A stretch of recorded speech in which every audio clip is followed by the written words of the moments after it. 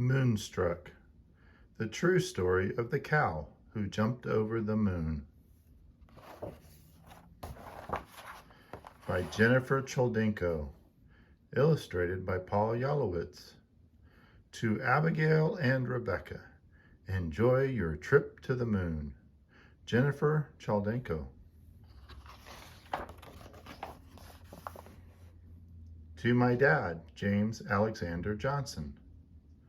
For Dad, Mom, and Sarah Lou too.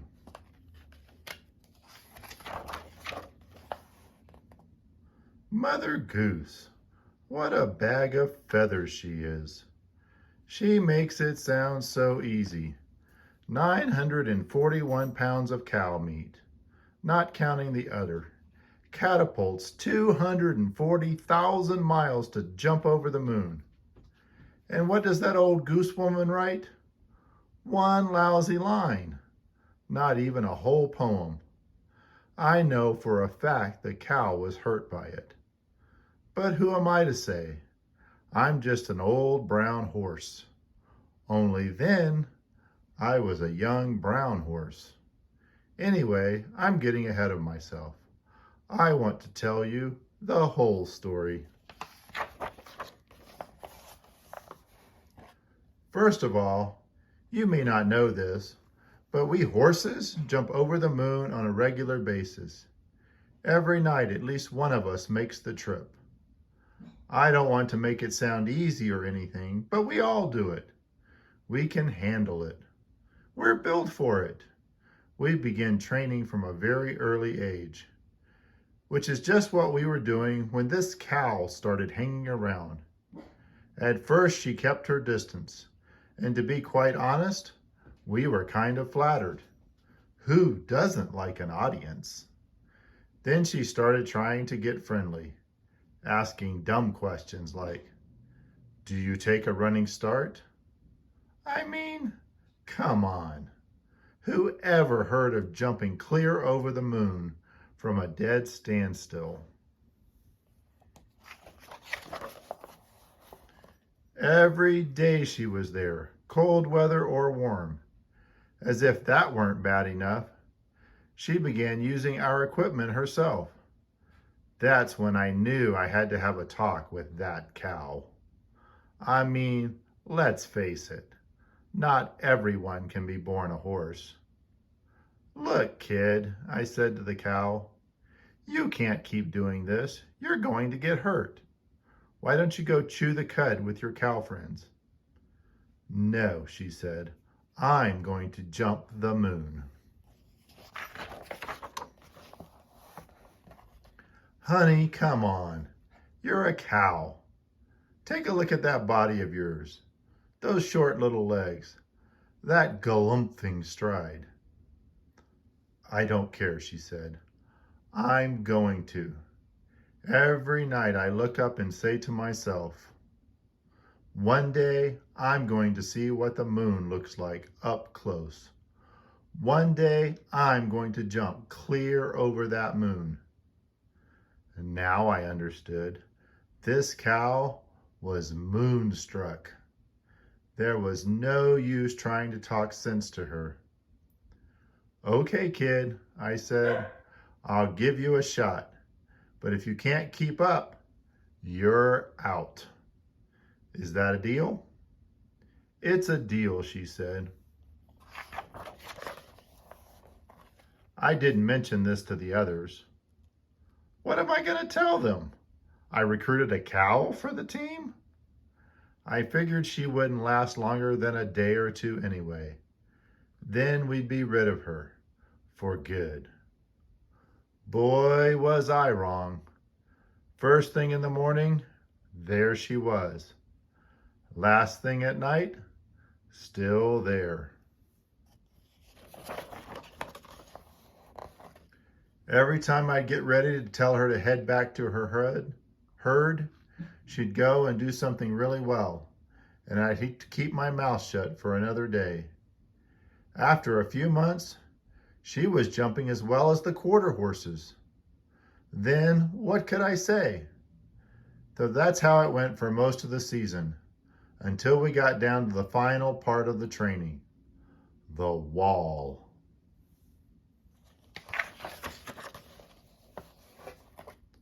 Some of the horses sweat the nails right out of their shoes when it's their turn to jump the wall. There was no way a cow could clear it, no matter how hard she tried.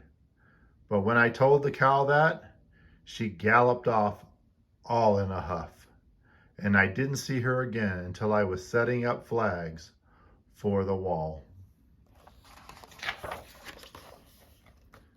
Then, all of a sudden, there she was, thundering toward the wall, her cowbell clanking wildly. "No!" I hollered as the cow gathered her legs under her and sprang all the way over the great stone hurdle. "Yes, yes," the horses shouted, stamping their hooves in salute to that black and white babe.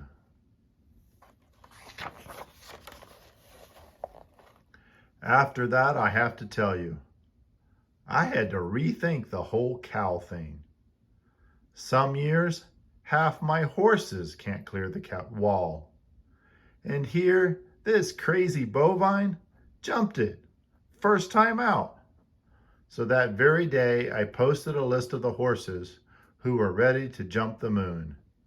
And on the list, I included the cow.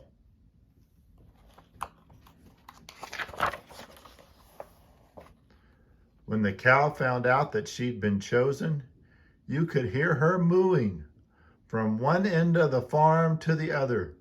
Moo! She was so excited. She could hardly keep her mind on schooling those last few days. But when the night came for her to jump, she was calm and confident, her mind focused on flight. 10, 9, 8, 7, 6, 5, 4, 3, 2, 1. Blast off! And she burst forward down the hill.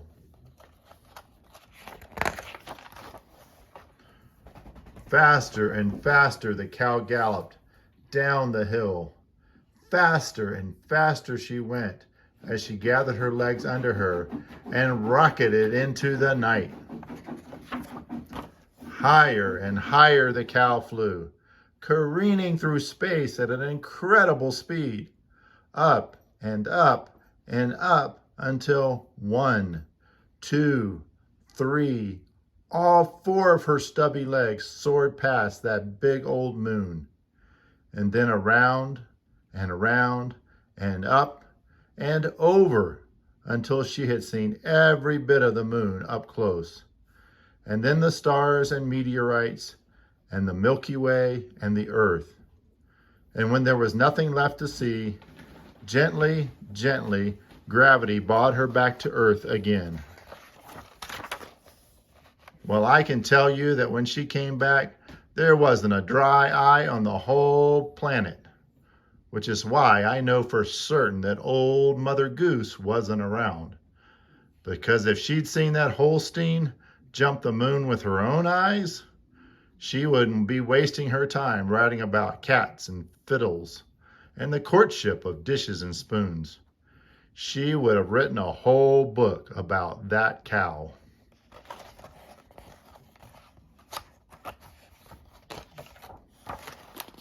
The end.